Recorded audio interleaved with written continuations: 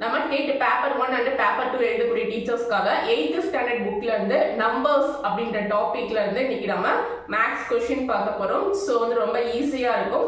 So இந்த question வந்து நம்ம எப்படி வந்து அட்டென்ட் பண்ணலாம் இந்த மாதிரி கேட்டா அப்படின்றத பார்க்கலாம்.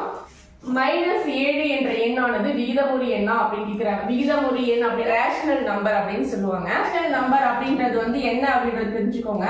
ஃபர்ஸ்ட் இந்த ரேஷனல் நம்பர் அப்படின்றது a/b அப்படின்ற ஃபார்மேட்ல இருக்கும்.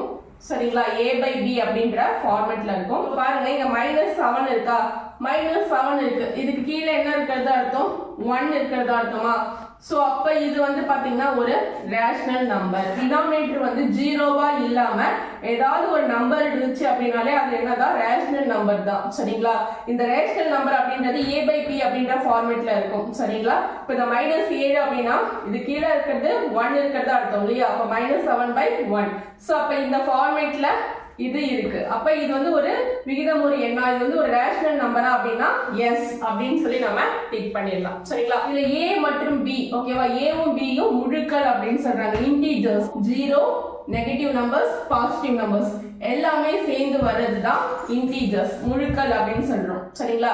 அப்ப a and b எப்படி இருக்கும் பாத்தீங்கன்னா இன்டிஜர்ஸ், அப்படியே இன்டிஜர்ஸா இருக்கும். அதாவது வந்து பாசிட்டிவ் நம்பராகவும் இருக்கும், நெகட்டிவ் நம்பராகவும் இருக்கும். ஆனா டினாமினேட்டர் மட்டும் எப்படி இருக்கணும்னா ஜீரோவா இருக்கக்கூடாது. b not equal 0, அதாவது டினாமினேட்டர் வந்து not equal 0வா இருக்கணும்.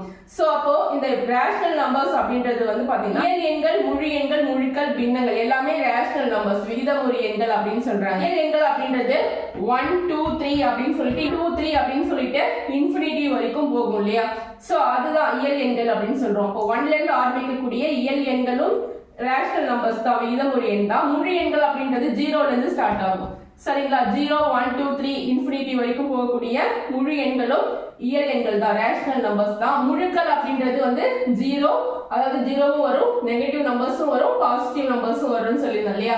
சோ அப்ப எல்லாமே கலந்து வரக்கூடிய முழுக்கள்னு சொல்லக்கூடிய இன்டீஜர்ஸ் ஒன்னதான் விகிதமுறு எண் தான், ரேஷனல் நம்பர்ஸ் தான். அதுக்கப்புறம் பின்னங்கள். பின்னங்கள்ன்றது இந்த மாதிரி நியூமரேட்டர் அண்ட் டினாமினேட்டர், ஓகேங்களா? நியூமரேட்டர் அண்ட் டினாமினேட்டர் இந்த ஃபார்மேட்ல இருக்கும். சோ இந்த மாதிரி வந்து a/b என்ற ஃபார்மேட்ல வரக்கூடிய ஃபிராக்ஷனும் நான் தான் சொல்றேன். இந்த மாதிரி a/b என்ற ஃபார்மேட்ல வரக்கூடிய ஃபிராக்ஷனும், அதாவது பின்னங்களும் பாத்தீங்கன்னா நமக்கு வந்து விகிதமுறு எண் தான் அப்படின்னு சொல்றாங்க. இப்ப 0 அப்படின்றது வந்து பாசிட்டிவ் விகிதமுறு எண்ணா, ஓகேங்களா?